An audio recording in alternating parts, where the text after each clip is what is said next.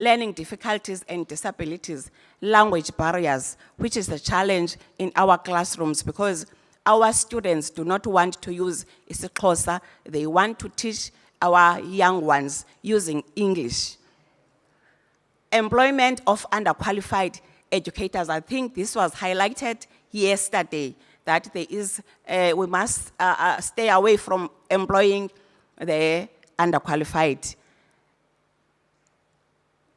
educators. Then the strategies for improvement. There's early childhood education and intervention, training educators, investing in infrastructure, adult education, target support for struggling students, individualized learning plans, catch-up programs, community-based literacy and numeracy programs, leveraging technology, because like technology nowadays is the key. Literacy and numeracy are fundamental skills that play a critical role in determining individuals' life success. By prioritizing these skills and providing individuals with the resources they need to develop them, we can empower them to achieve their full potential and contribute to the growth and development of their communities, build stronger communities, and create a brighter future. Then recommendations, I'm sorry, I forgot. Ensure that no child is left behind, because if a child missed the appropriate development of basic foundation skills in the foundation phase, that hinders the progress of that child. Thank you.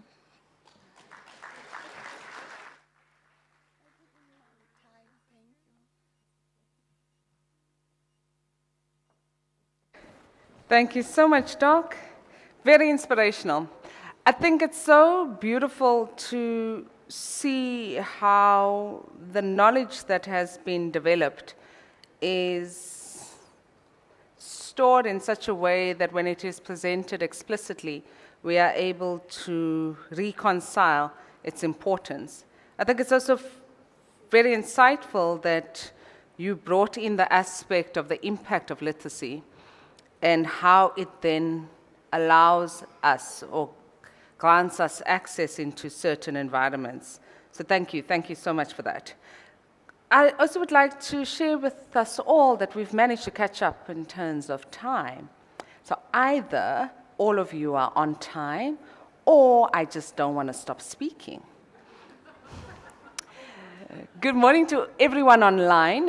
It's a pleasure to have you. If you've just joined us, I know that we've been running since 8:30 sharply, because that's how the Eastern Cape Department of Education runs its business. My name is Vanessa Chilwani, and I've been directing the program since then. I'd like to ask Mr. Tebogo Chake to make his way up to the podium. Tebogo Chake is experienced in management of change initiatives aimed at achieving strategic enablement and execution across various industries, including both public and private sectors.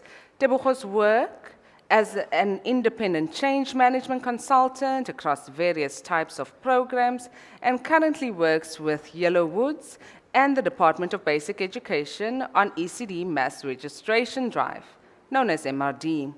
In the past 15 years, Tebogo has worked on various major programs, including strategy and organizational change execution, transformational initiatives such as Culture Architect, organizational redesign, mergers and acquisitions, technology, systems and innovation implementations, and enablement of governance, risk and compliance, which is known as GRC, management systems. Mr. Chake will be speaking to us on strengthening ECD registration for quality implementation. Thank you. Thank you. They'll load it for you. Good morning, ladies and gentlemen. Good morning, can you hear me? Good morning, everybody. All protocols observed. I represent the DBE Program Management Unit, and working on the Banapele ECD registration drive. So basically, what I'm coming to present actually a case study that is actually unfolding in front of our eyes, with the Eastern Cape being actually one of the flagship provinces that is part of this interesting and evolving initiative currently being rolled out nationally. And maybe it's important for me, maybe if we can roll to the first slide, just to give a bit of context around, can I move my slides or is somebody moving my slides? Do I need to? Okay. I need to be, what do I need to press? Okay, there we go. So I thought it would be prudent for me to start by understanding what actually informs the North Star that guides this registration drive that we are rolling out in order to strengthen implementation of ECD. I think the first thing to highlight, which is very important, is the fact that in 2021, there's a study called Thrive by 5. And that was the inaugural study, and that study actually has been conducted last year as well in 2024 as a follow-up to this. And the follow-up study to this 2021 release will actually be launched now in September. And this study actually found that 43% of children who attend early learning programs, they start school with the right learning and physical growth foundations in place. So only 43% of children in that 0 to 5 years actually, we found them that they actually benefit from this. And 57% didn't. And it will be interesting to see the follow-up outcomes or results of this. But what also this revealed was that ELP access for 3 to 5 year olds reaches 68% of those children. And children without access to ELPs actually amounted to 1.2 million in our society. And the fact that 1.7 million children actually, all between ages of 0 to 5, continue to need early learning subsidy. So what this speaks to you is the fact that children that currently have access to ECDs, children that currently do not have access, do not participate in any form of early learning program, and those children actually that do not access early learning as a result of, or rather do not access early learning subsidy. I mean, and there's actually additional nuance to this, which is actually based on the fact that this study actually revealed quite a lot about children in underserviced or poorer areas, and so there's a lot of nice, interesting insights on that.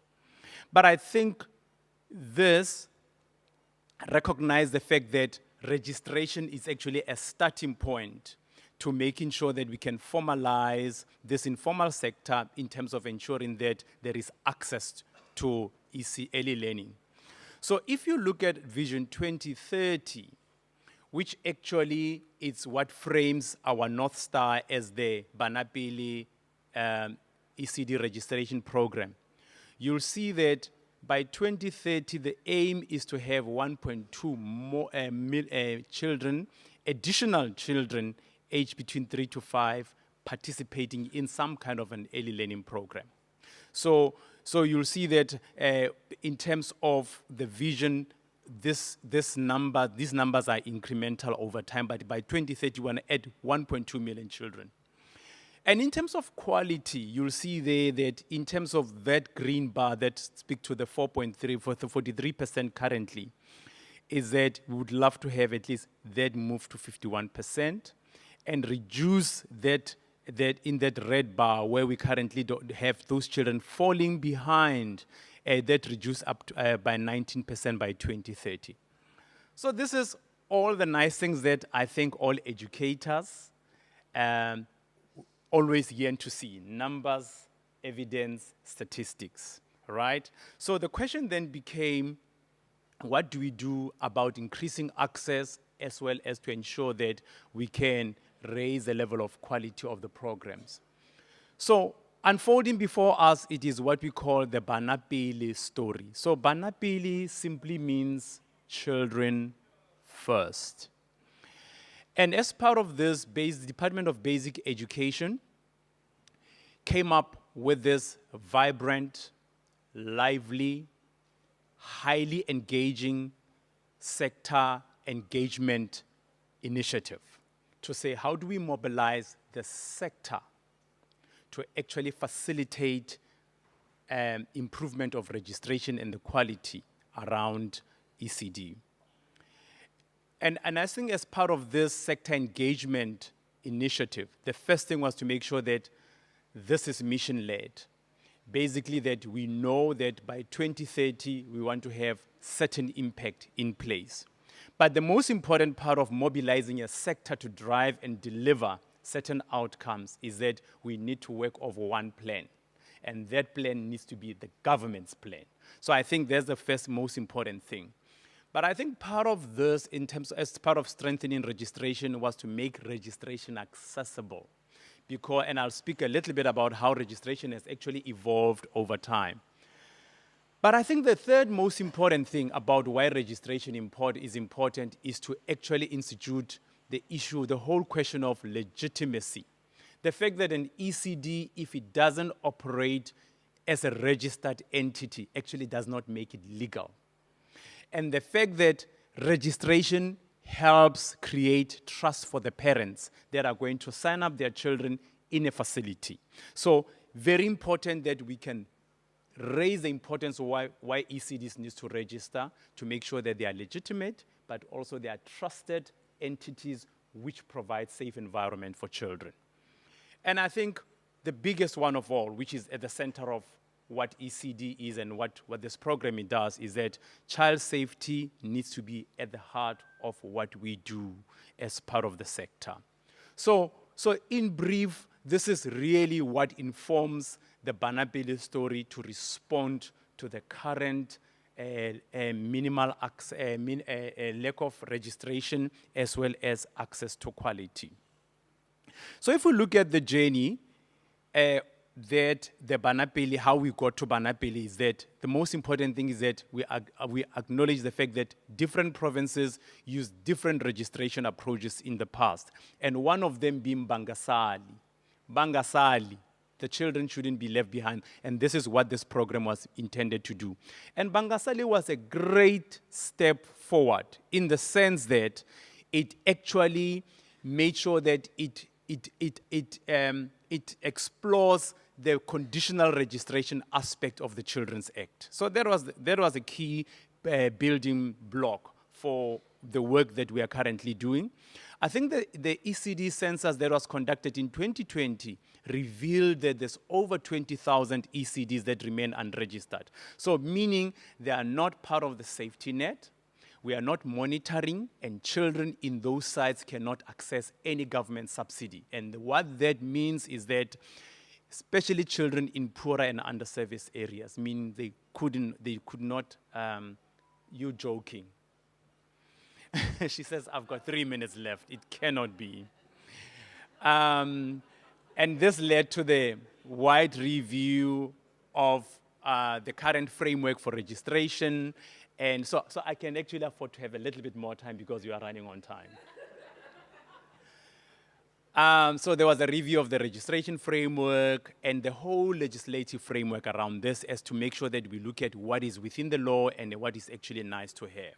And that is actually what led to the formation of Banapele ECD registration drive, but most importantly, a vehicle behind this, and this is powerful, which is what we call the DBE Program Management Unit, which is an execution unit which is formed by multiple organizations bringing different skills and capability into one area to execute on this process. And that was enabled and supported by ECAS, and I know one of my colleagues would have spoken around ECAS a day before. So, as a result of Banapele, what is the proposition on access? Very, very important point, if I can leave you with this. Creating enabling government systems. When we say government systems, we're not talking about technology systems that are going to enable a registration, but we're speaking about a holistic system that is formed by different players in the sector to make sure that we cover all areas or elements that looks at the child collectively. And what we're basically saying is that we're enabling government systems which actually is going to see beyond registration, but it will look into infrastructure support, red tape reduction around children or issues of children, unlock ECD subsidy, ensure curriculum is implemented consistently across all ECD programs, and ensure quality assurance and support. By the way, I'm going to do well on time, don't worry. I'll do well on time. So what has this meant? What has Banapele meant in terms of how registration is different as a value proposition to ECDs? What it only means is that we've staggered registration into what we call the new bronze phase, which is the initial apply stage, the new comply stage, and the silver gold final registration. So basically what it means is that we no longer expect an ECD to have everything perfectly in place before they can be finally registered. What we recognize is that we want to invite ECDs in because we want them to trust the government as a player they work with. But most importantly, that they know they will get support and assistance from government in order to be fully compliant with all regulations, including some of the standards by the municipal bylaws in areas where they operate. So, how are we delivering this? We're delivering this through a social compact, like I said, through public-private partnerships, where we have multi-organizations collaborating as part of this PMU to deliver on this Banapele mass registration drive. Through this, we've been able to scale this. So in 13 months, we've been able to roll out across all 9 provinces. We've had coordinated support now because we understand who the different players are, and we are actually bringing everybody based on the strength that they have. It's a fit-for-purpose solution, but most importantly, what this program has allowed us to do is to listen and learn by working very closely with the provinces and understand that the dynamics are different across the different provinces, and you cannot roll out a one-size-fits-all solution. So evidence, 13 months in, we have managed through an online platform. We've managed to mobilize 18,000 unregistered ECDs to come into the safety regulatory net. 18,000 ECDs have now managed to register, and of those, 13,000 of them actually have complete applications at the bronze stage. And of those 13,000, 8,000 have actually been approved by the provinces. So we see amazing efficiencies from the provinces in terms of responding in time as well to the applications that we have in, because they have only 1 year with this bronze certificate before they're expected to move to the silver, gold, complete registration. So in closing, this is what I'm going to say. We are developing government systems that will enable achievement of 2030 ECD goals. What does that mean? That means we need to serve a child in totality. And serving a child in totality at the heart of that means we put Bana first. 1, we make sure every child can access an ECD. 2, we make sure that every deserving child can access financial support. We know every child will have access to nutritious meal when they are in an ECD. We know that the child would access quality ECD learning when they are part of an early learning center, and the fact that we have progressive legal frameworks that focuses on a developmental approach to registration and to quality ECD.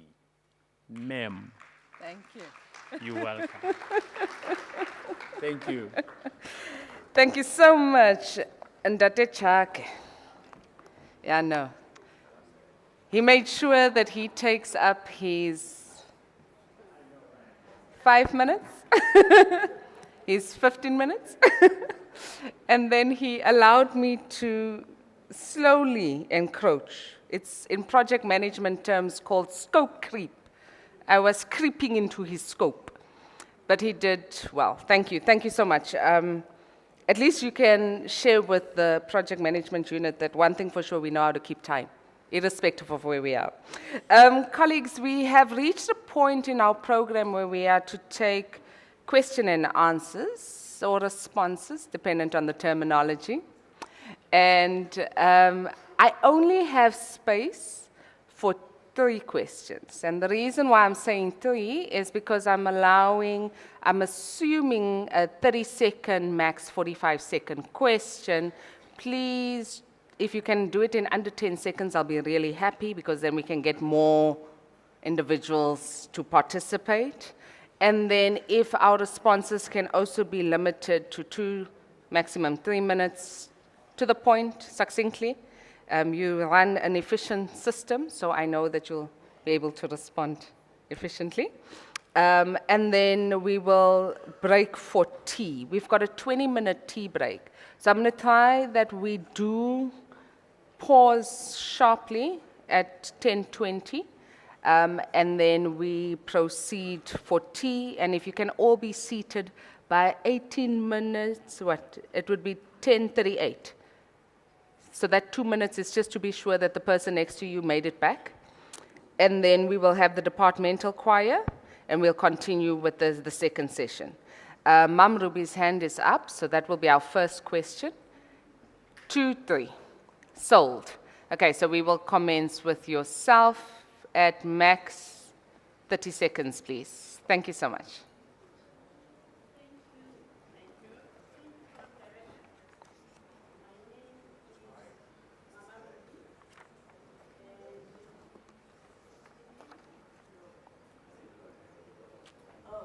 Yeah.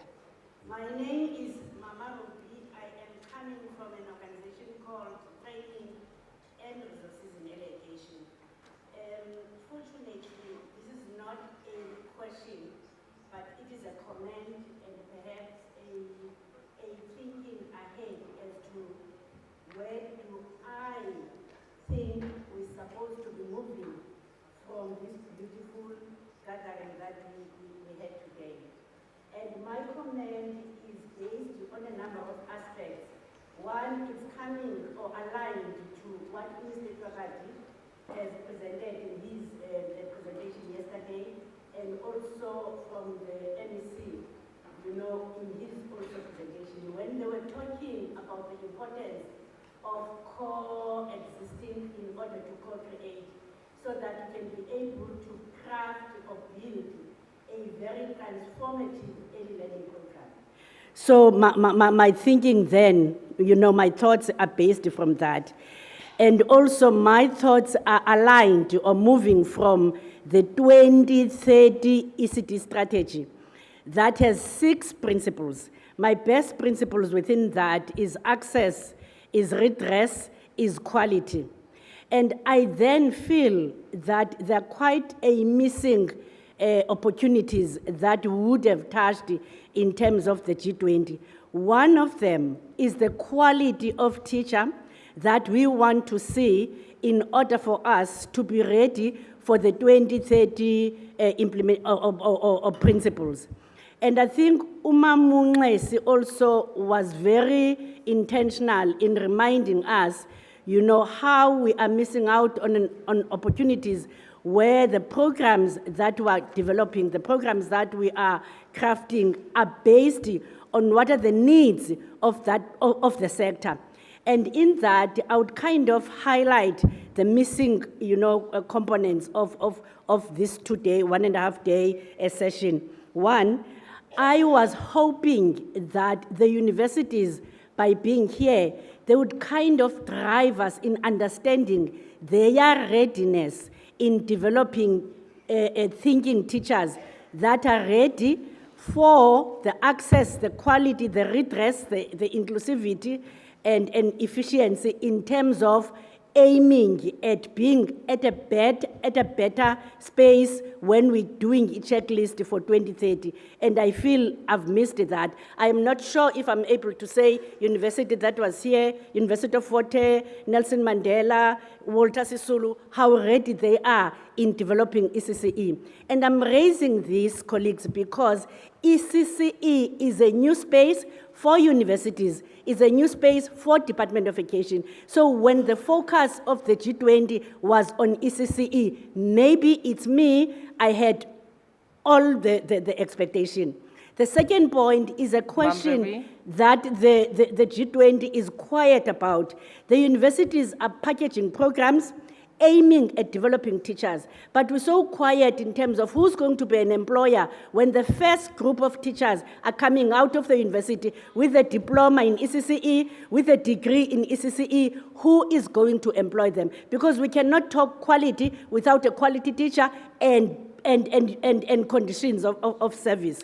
So Thank I you. am appealing to the province to say the next level of planning, as I'm hoping that there'll be processes that will follow after this session, is we need to sit down because also, lastly, Chair, the missing link is the civil society. I've mentioned earlier that the universities are new in the birth to fall. And if you go to the ground, we're struggling as to where are these teachers going to do practice teaching. But we've got a civil society that has been in the space forever. But I've missed them in the beautiful setup that was presented here so that we can be able to co-create, able to exist, learning from each other so that we can build a better and a stronger transformational or transformative ECD learning program. I thank you. Okay, thank you so much.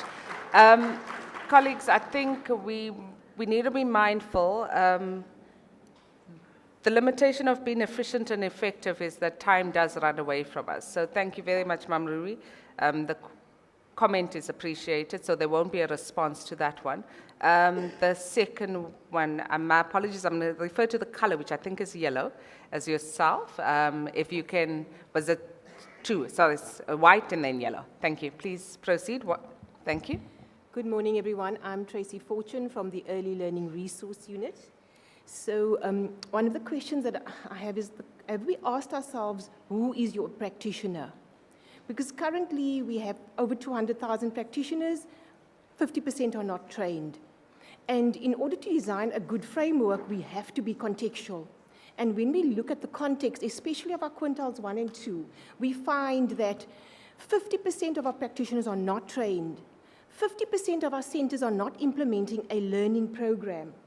And one of the things that we've done in rolling out accredited training is that we've looked at barriers our learners face. And some of the barriers include technology, which is access to devices, as well as access to data. Also, navigating technology is difficult. They come from schools, they've never used a computer before. And then the third aspect is that our courses are not accessible in terms of funding.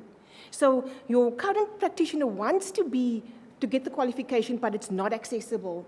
And your current practitioner is not the university graduate. They are not coming into ECD because there isn't a remuneration framework or support to support. Your 10 billion rand does not include remuneration for your practitioner. So we're not going to find the graduates coming into our system. And then also the Thrive by 5, just 2 more minutes, the Thrive by 5, what we're experiencing in ECD, when they say the 43% that do, it's the ones that have a learning program in place. And your learning program is fundamental. And we're achieving results through supporting practitioners to roll out that learning program because it's the curriculum. So if that is developed into an SLC, we can achieve more. And therefore, I want to ask, what is the holding space in the interim between where we are right now and getting to our qualification and the holding space between where we are right now towards remuneration of our practitioners? Thank you. Thank you so much. I take it that there's one particular question that you've posed, but we'll see if we'll be able to respond to that. Do you think you'll be able to present a question in less than 30 seconds? The two colleagues haven't been able to set the standard for us. Yes, the lady in yellow. So you need to use your mic, please. Thank you. Just press the button It should go red. Yes, there we go. Okay.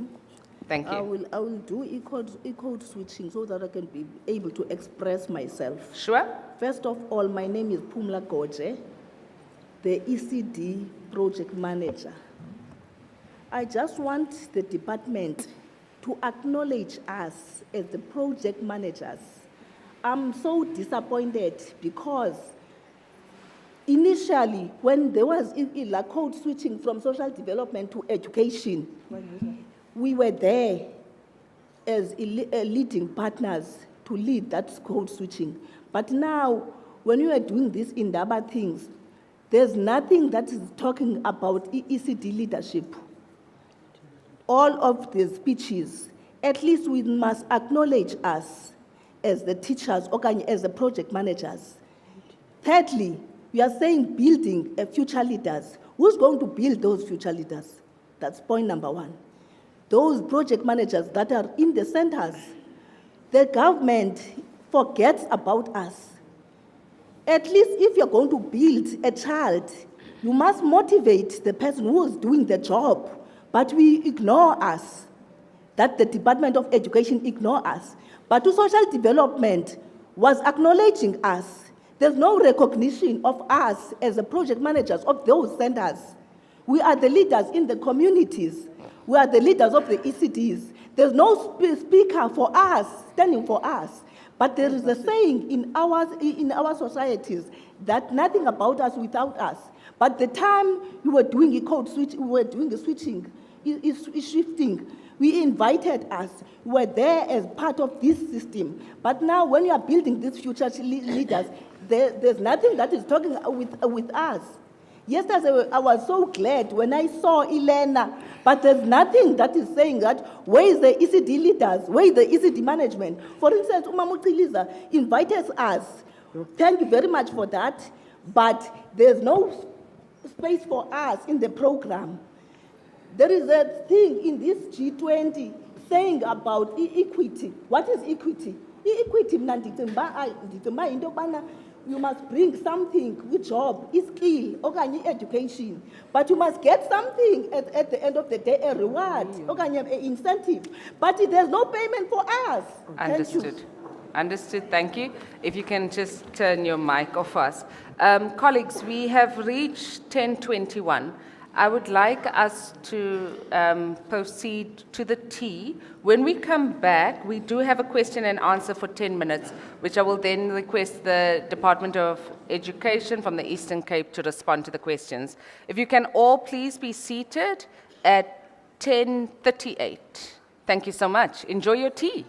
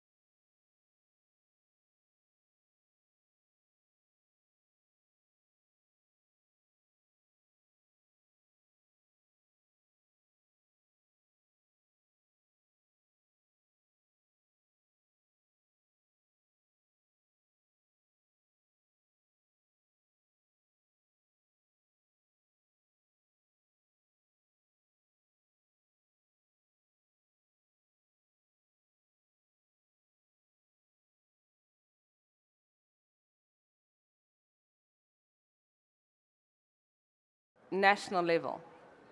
It can find expression all the way into province, into district, right down into communities.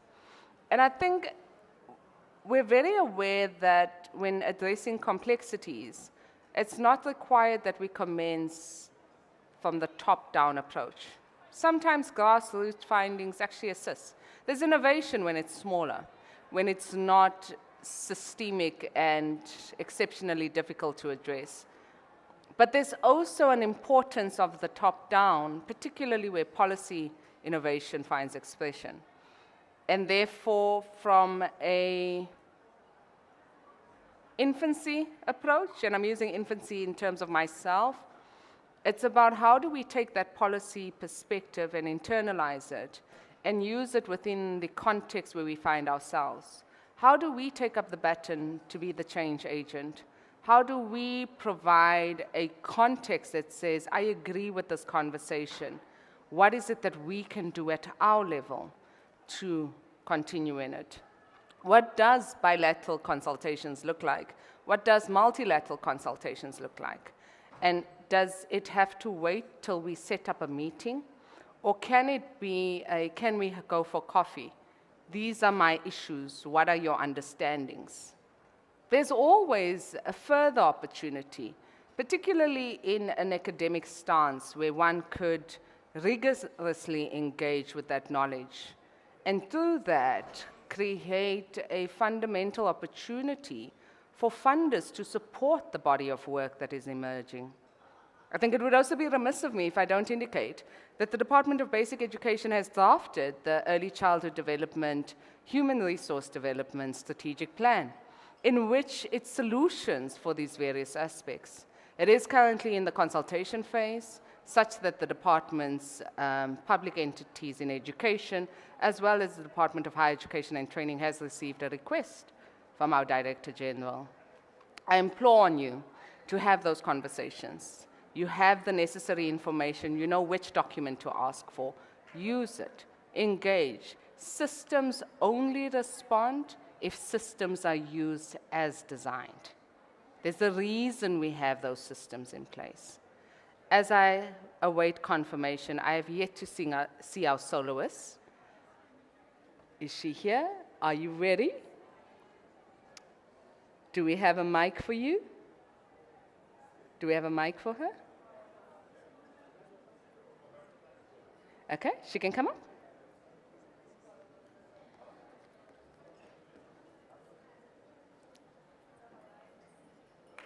Yay! And your name? Vukubi. I'd like to introduce to you Silindwe Kuhle Ukubi. Did I do due diligence? My apologies. Say that again. Silindo Kuhle Vukumi. Over to you. Thank you. I think you're going to need to stand here unless you want to serenade us from that side. All the best. No, that's fine.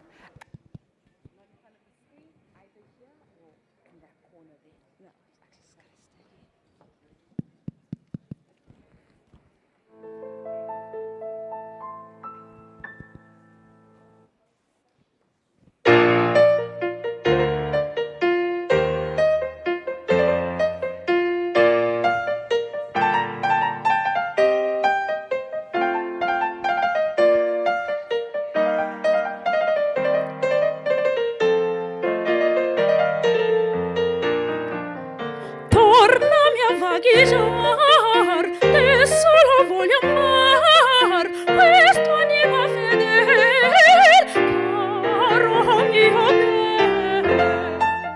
Caro, tornami a vagheggiar, tornami a vagheggiar.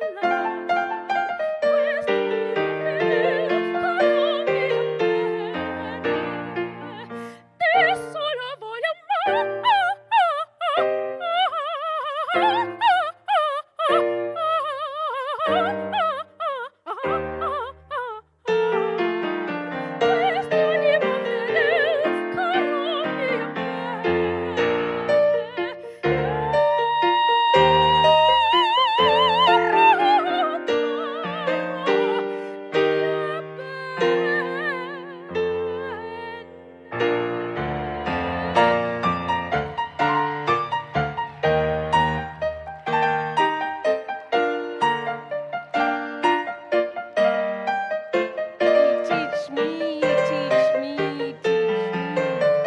Sure. Wow. Wow. Not now. She'll come back. She'll come back. She'll come back. Yeah. There's another one. Yes, but they'll come back. Thank you. Ooh. Yeah, it feels like that. Teach me. Wow.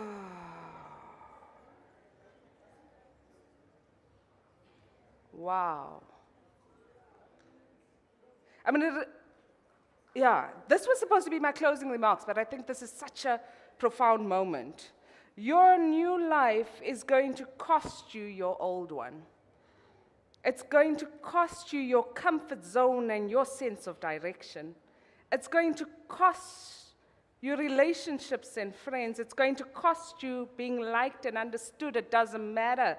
The people who are meant for you are going to meet you on the other side. You're going to build a new comfort zone around the things that actually move you forward. Instead of being liked, you're going to be loved. Instead of being understood, you're going to be seen. All you're going to lose is what was built for a person you no longer are. Brianna West, the mountain is you, transforming self-sabotage into self-mastery. You are phenomenal. Big hand of applause for our soloist. Whew. Yeah, no, she was that good. No, she was phenomenal. Our next speaker is Dr. Shelley O'Carroll from Hold My Hand, and her biography reads, brief profile, if she can please join me on stage. Shelley O'Carroll started a career as a remedial teacher and educational psychologist with a special interest in reading difficulties. She completed her doctorate at the University of London, focusing on early literacy intervention for grade 1 children, learning to read in English as a second language. She was a founding director of WordWorks, a leading early literacy NGO, and led the organization for 16 years. She has developed early language and literacy materials and programs and has been involved in research exploring the impact of early interventions. She is working as a consultant to the Hold My Hand Accelerator in support of the national strategy to accelerate action for children. Dr. Shelley O'Carroll, we look forward to learning from you. We look forward to learning with you. Thank you for sharing your presence with us. Thanks. Yes.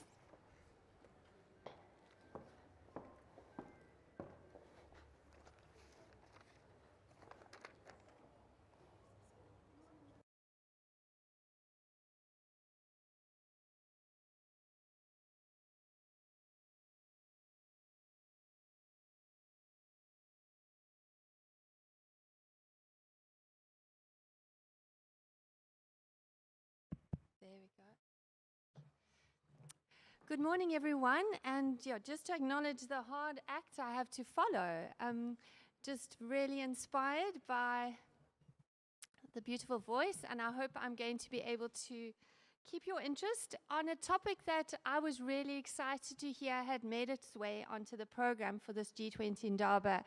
I'm going to be speaking to you about language development in the first 1,000 days. Let me just make sure I'm getting, there we go.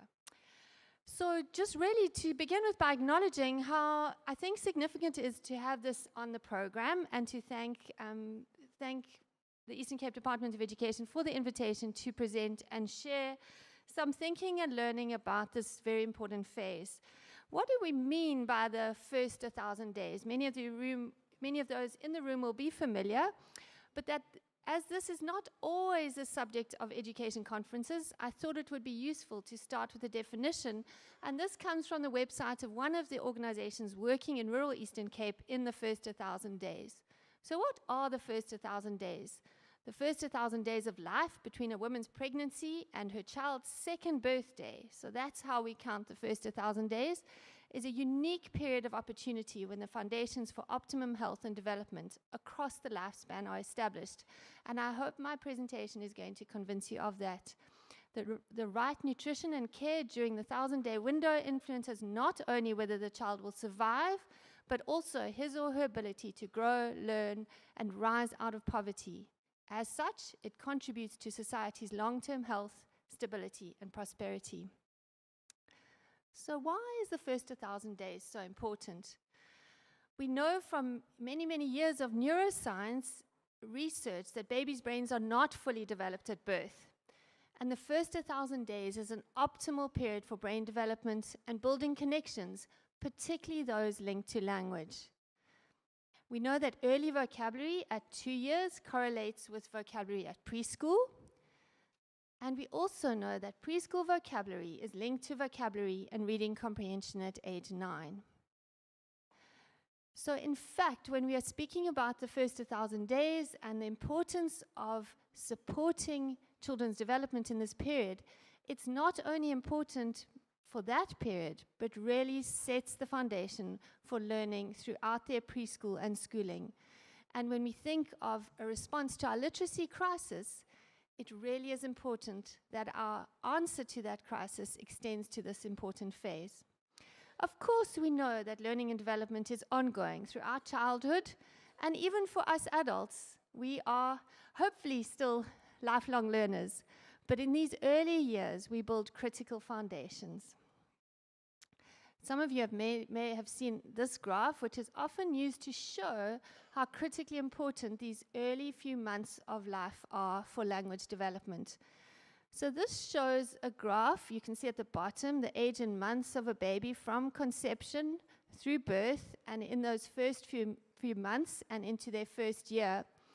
And in this time, neural pathways are being made, and you can see the graph in red is for language development. And if you look at the age and months below, you can see that the optimal time for developing language is over the first year of life. So when we talk about early, we really do mean early means early. When I started my career, grade 1, foundation phase was considered early. And I started working in a grade 1 intervention to support children with reading, and at the time, that was considered an early intervention. Obviously, with more and more focus on grade R being a foundational year for learning to read, grade R became considered early. We know that our early childhood development is also considered early, and I'd like to extend the conversation to early being from conception to 2 years, this first 1,000 days. So how does language develop? I think in some ways it's almost very simple, but so simple that sometimes we overlook the importance of these early experiences. So through loving and responsive relationships is the answer to that question. How does language develop? And we take for granted in many homes and ECD centers that loving relationships that we assume that children will have access to these, but for many of our children, this is not a given. So the fundamental basis for all learning, and language learning in particular, is a loving relationship and a responsive relationship. Language develops through hearing more and different words. So studies have shown that children who have more language, who are bathed in language from birth, will develop language more quickly. And also, they are hearing a diverse range of words. So it's not just more talk, but it's the type of talk and it needs to be responsive, and I'll talk a bit more about that. We also know that there are optimal experiences that support language development in the first 1,000 days: talking, playing, singing, and sharing books. In some ways, it's quite remarkable that these seemingly simple activities can have such a profound effect on children's brain and later development. And the key here, I think, is what we talk about is responsiveness. When we respond to babies, they try to communicate more, and when we give them words for what interests them, their language develops.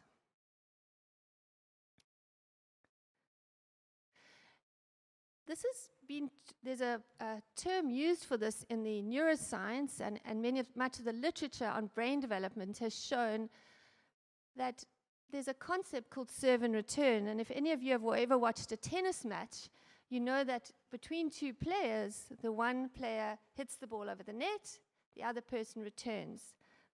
They start off with a serve and that backwards and forwards. So they've used that analogy to explain the value of this responsive relationship between a caregiver and child. And I think that this picture, which comes from a program in Tanzania called Talk to Your Baby, really shows this so beautifully. We know that children naturally reach out, and very young babies even reach out for interaction. They babble, they make facial expressions, they make gestures, and sometimes later use words. This is the serve. They're reaching out to us, and when adults respond with the same kind of vocalizing and gestures, that is the return. We know from research that if these responses are unreliable, inappropriate, or absent, the developing architecture of the brain may be disrupted, and later learning, behavior, and health may be impaired. So that picture capturing this relationship and servant return engagement with a child really speaks to what is at the core of early language learning. How does this responsive, and why does being responsive support language development? So with many studies where they've looked at videos of a caregiver interacting with a child, where they've assessed babies and young children's language development, and you might wonder, well, how would you possibly do that?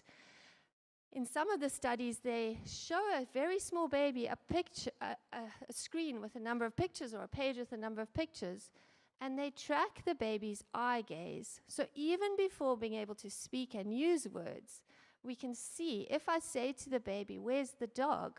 and the baby looks and their eye rests on the picture of the dog, we know that they already have that in their vocabulary.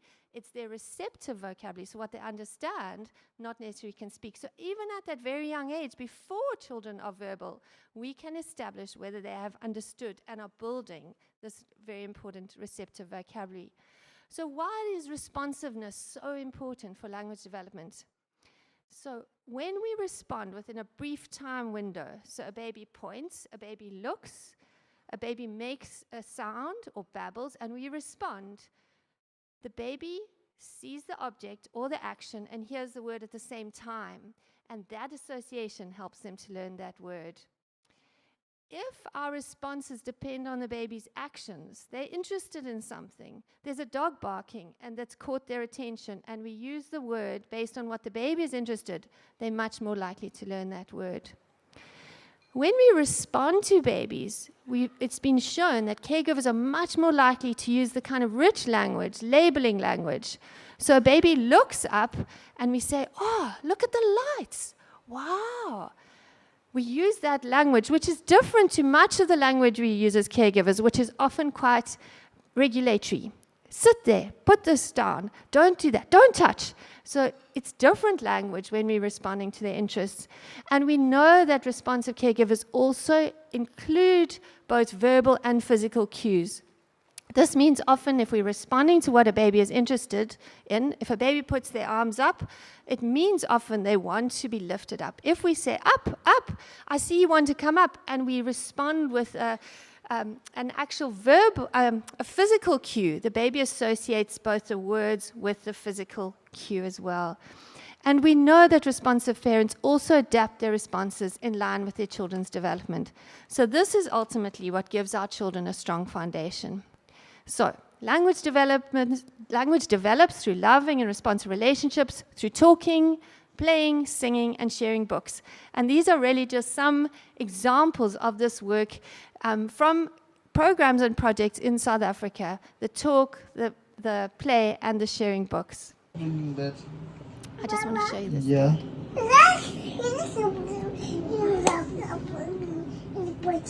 Where ukhona abantu? Ah, uthini? Yes. Uba uthini? Right. Ubani? Oh. Ubani? Yes. Ah?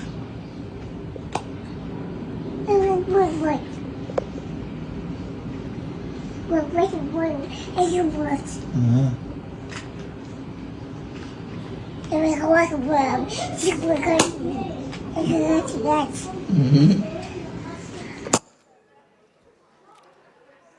So when we talk about baby talk, it's that kind of talk, and look how responsive that dad was. So do our babies and young children currently have these important experiences?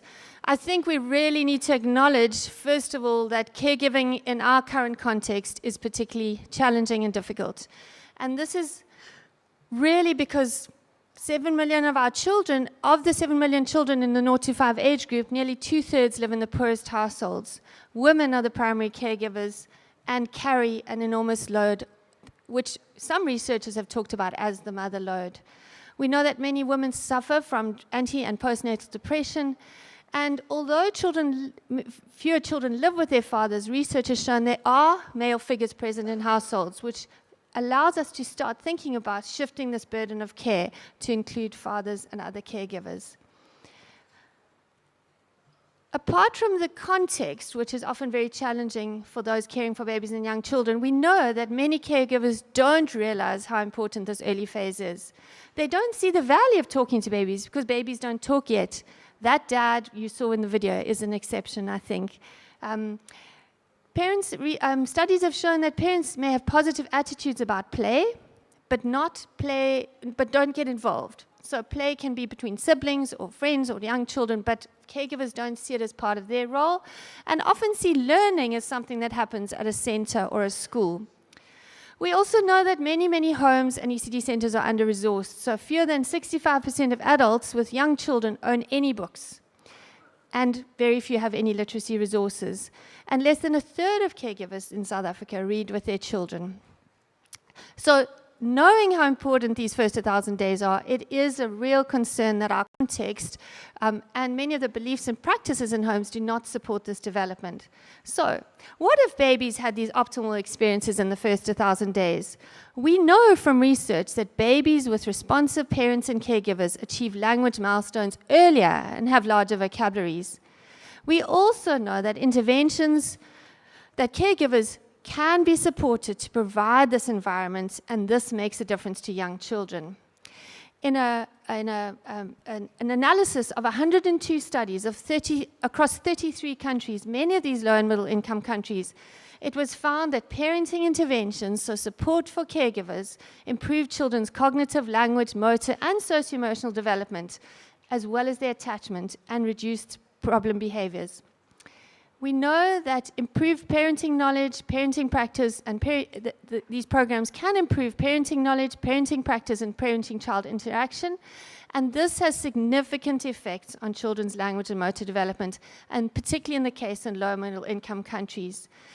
In our context, we have an example of a randomized controlled trial focusing on book sharing, and this took place in Khayelitsha with 14 to 16-month-old children.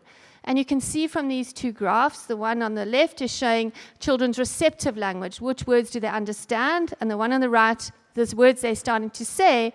And we can see that those children in the book sharing intervention, if you look at the post results in green, their language improved significantly.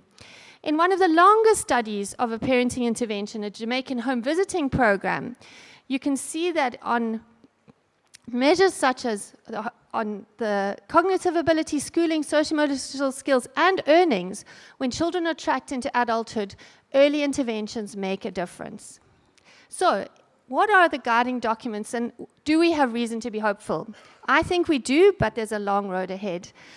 We know that within the nurturing care framework, we have early learning and responsive caregiving positioned really strongly for our young children, our national curriculum, our Road to Health booklet.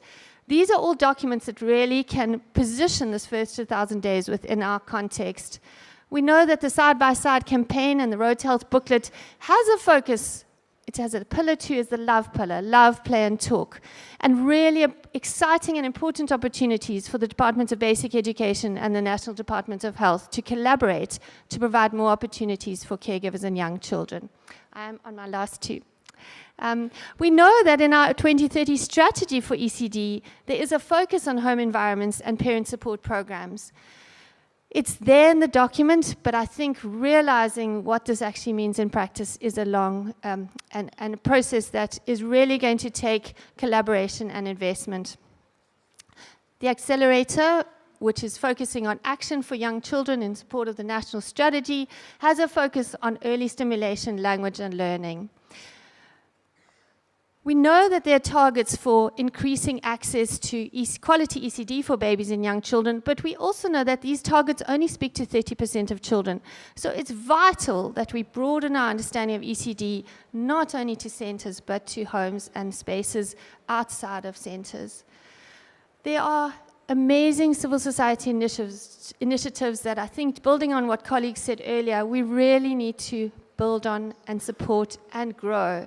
And talking to all of these NGOs, I think the concern is really that this age group has really not achieved the attention it receives. Although there's been great investment in ECD, most of this is going to the 3 to 5-year-old age group. We need to explore, sorry, I need to go back one. We need to explore hybrid and tech solutions. To reach 1 million new babies every year, we might not be able to do that all in person. And things like apps, WhatsApp lines, and social media are an opportunity to extend this message and support caregivers. And lastly, I think critically important to provide resources.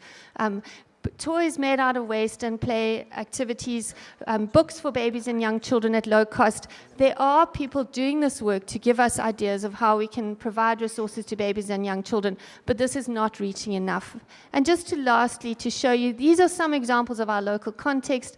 On the bottom is from the Leboni Center right here in Makanda, where they are providing these boxes with items that caregivers can use to support play, talk, and reading with babies and young children. And here are some examples of young community workers in the field, working in clinics, supporting caregivers in their homes and where they are, really to build this very, very important and early foundation. So, it's in our hands whether these young children, who don't necessarily have a strong voice, but get our support so that we can make sure they have the early learning opportunities that will build their brains and really provide that very, very important foundation for all the learning that will follow. We know it doesn't stop here, and this isn't going to ensure that it has to be followed by quality early learning experiences. But yes, I think for now, this has to be something that we believe is one of the most important things we can do to improve and support the lives of young children. Thank you. Thank you. Sorry, after that. Thank you so much, Dr. Shelley O'Carroll. There's something about the first 1,000 days, and particularly the reference to language development in the first 1,000 days, that will stay with us for a very long time to come.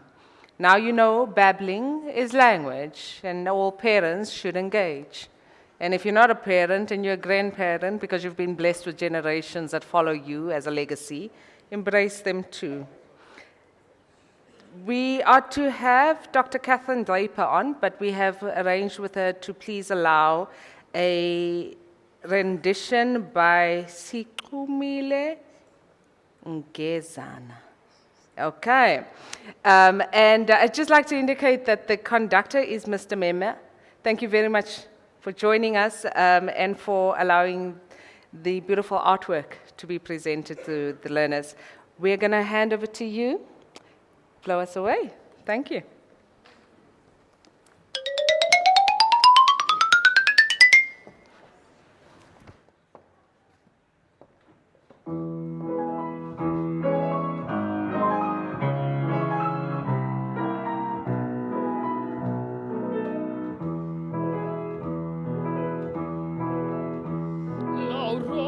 di bianco vestita, già l'uscio dischiudi al gran sol, di già con le rose sue dita, carezza de fiori lo stuol,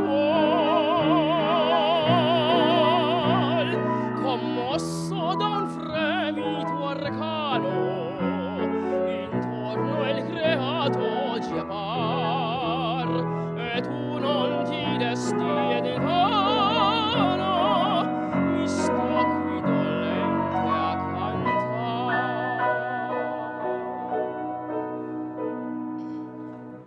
Metti anche tu la veste bianca e schiudi luce al tuo cantor. Ave, non sei la luce manca, ove tu sei, nasce l'amor.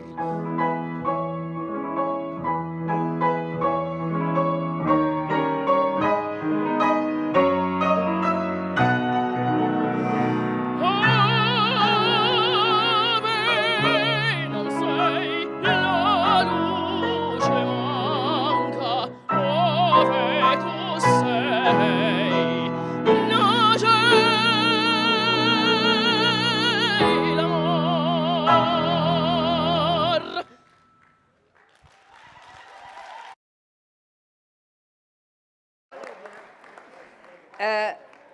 Yeah, no. You have outdone yourself. You have outdone yourself. I don't think I can get on stage after those two beautiful voices. And I don't know where you go to school for that. But I'm assuming it's something about from conception. You know, the people that have this artifact where they listen to certain music. Maybe you've been listening to certain music, or your parents had insight to play such music for you. Profound. Profound. Exceptional. Touched. Like deep, deep.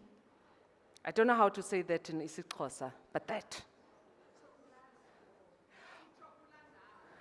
Icho kulandao. Deep, deep. Deep, deep. Thank you so much. I had promised to deliver this program to Mr. Duncan Hindle sharply at 11:40. And I think we can still make it. But there is a feedback that the DDGs would like to provide to the response. And I'm going to implore the DDGs to allow that feedback to happen post the question and response session by Mr. Hindle's panel discussion. I'd like to invite, and this will be a virtual presentation, Dr. Catherine Draper. Dr. Draper will be presenting on the next 1,000 days, importance of the next 1,000 days, and I think what's also vital in this particular perspective is that we anchored quality foundational learning and the role of ECCE in quality foundational learning across the two series. The first one, first 1,000 days from conception, and the second one, the next 1,000 days.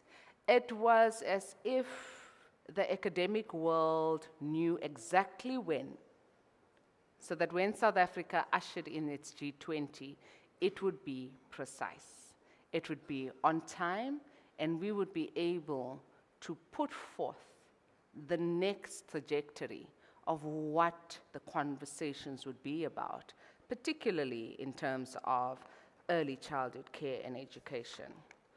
I would like to confirm that Prof. Draper is available online for the virtual presentation. Can I confirm? Thank you. I'm going to step off, and then if Prof. Draper can address us.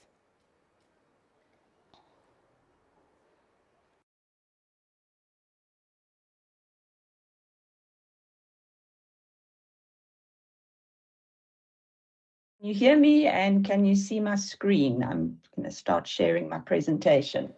Yes, we can, Prof. Draper. Good morning. It still is. Thank you so much. Over to you. Wonderful, thank you. Well, since you're in the Eastern Cape, Molweni from Cape Town, thank you very much for accommodating me virtually, and I'll commit to sticking with my 20 minutes. So today I'm going to be speaking about our Lancet series that we published on the next 1,000 days, and it's really wonderful that the terminology has already resonated. We published this in November last year. And I would just firstly like to acknowledge the very large group of authors who contributed to the papers that I'm going to present.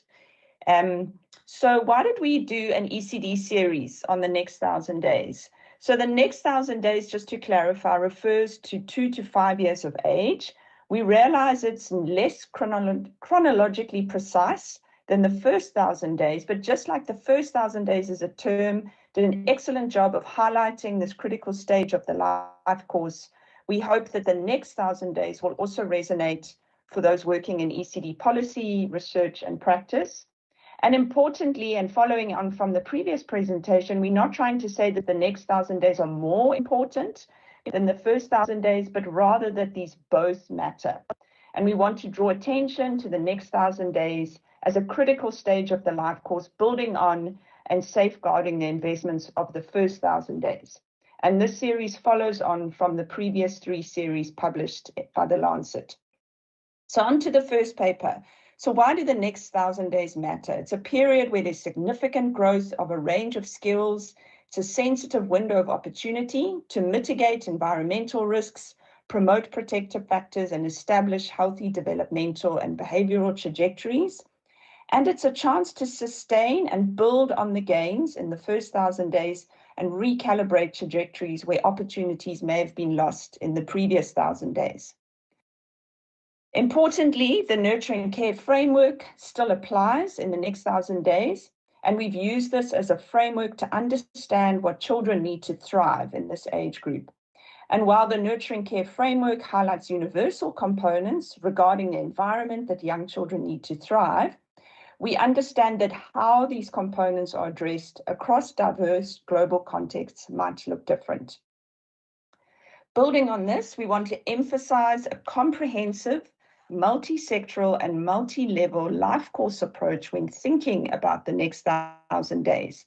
And this figure highlights in a lot of detail that I won't go into, but the different domains of the nurturing care framework and development, and shows how enabling environments and development are cumulative and continuous.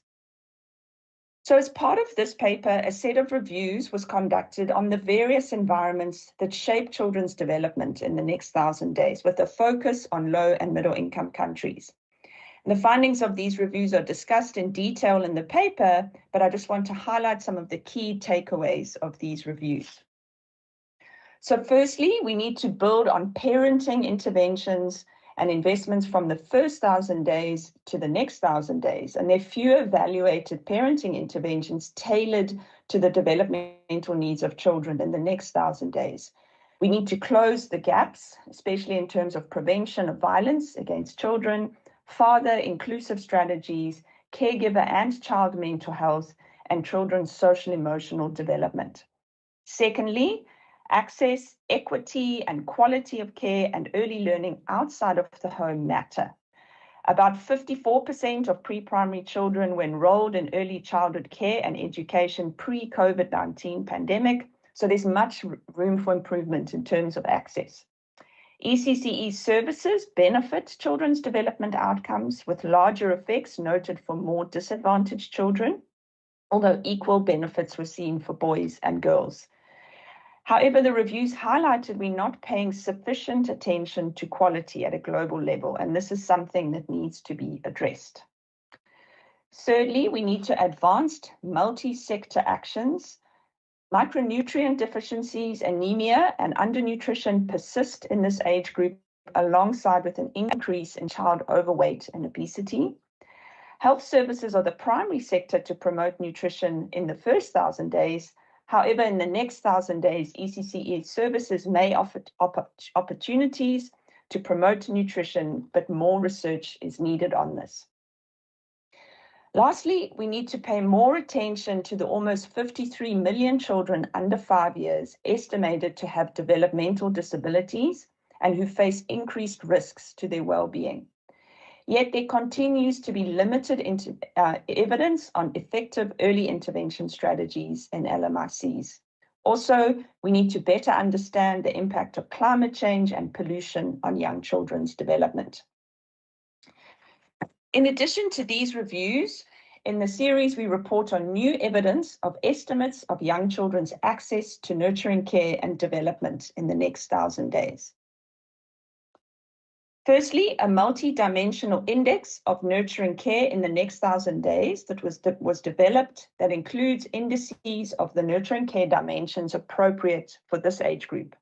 And adequate nurturing care was defined as having access to at least one indicator in each of the 5 dimensions of nurturing care. The key finding from these analyses was that only 1 in 4 children 3 to 4 years old are receiving adequate nurturing care as we defined it in LMICs. And this graph shows the variation across these indices, with children obviously doing better in some areas than others.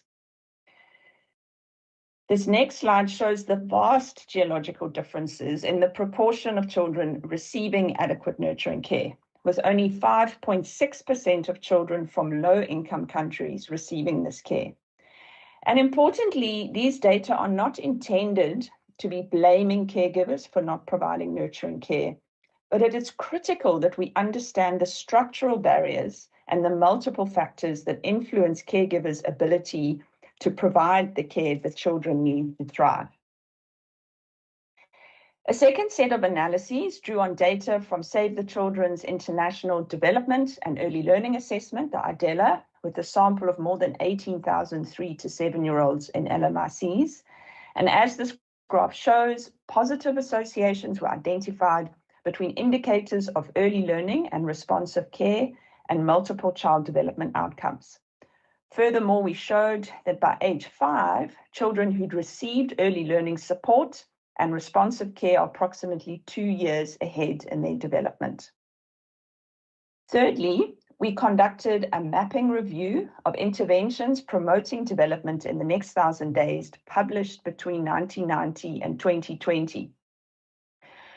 We found that interventions promoting healthy development in the next 1,000 days are predominantly delivered in high-income Western countries, with only 5% of published interventions having been implemented in low-income or lower middle-income countries. And these findings highlight the mismatch between the global regions where interventions are most needed and the areas where interventions are being implemented, evaluated, and published. So moving on to the second paper of the series, which focused on the cost of not investing in the next 1,000 days. So this paper builds on the evidence presented in the first paper and shifts to a key effort of identifying effective strategies to improve ECD in the next 1,000 days. The evidence we present highlights universal access to at least 1 year of ECCE as a crucial target, summarizes the cost for this access across countries, and presents the global and regional costs of inaction in advancing this target. We also provide recommendations for policy, programming, and research from both papers. So, what works for child development in the next 1,000 days? Effectiveness studies in this age group have primarily focused on 4 types of interventions: cash transfers, ECCE, nutritional interventions, parent interventions, and then multi-component approaches, which combine some of these. And this paper starts with a comprehensive review of these interventions across the globe, highlighting patterns in child outcomes across various developmental domains. This is then complemented with the latest estimates of the relationship between enrollment in ECC programs and long-term outcomes. The comprehensive review included 100 studies and found the following. Programs in the early years continue to show strong potential for impacts on children's development. Positive impacts are evidenced across all regions of the world and also across multiple child developmental domains and school outcomes. We also looked at the average impacts across intervention types and regions, and the patterns that emerge are quite significant. So ECC programs show on average large positive effects on children. There were also strong positive effects for parenting programs that include children in the next 1,000 days. Cash transfers show moderate impacts in child outcomes, with conditional cash transfer programs showing on average slightly larger effects than unconditional ones. For nutritional programs, there were also average moderate impacts across domains. And on average, multi-component interventions appear to have moderate impacts, with programs combining ECCE with nutritional components having on average larger effects than other multi-component programs. Then in terms of long-term effects of ECCE, given the importance of ECD for longer-term outcomes and the increasing global coverage of ECCE, a growing body of literature has also looked at longer-term effects of these interventions.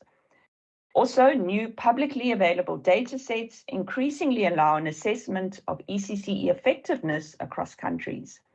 And even though these data are cross-sectional and thus do not identify causal effects of ECCE attendance, they allow important insights into average improvements seen among children enrolled at-scale ECCE programs for a diverse set of countries. And the long-term effects include children with at least 1 year of ECCE had higher scores for maths, reading, and language, and this increased with more years of ECCE. And cognitive and social emotional scores in early life are predictive of school achievement in adolescence. Then the costs of providing this universal access.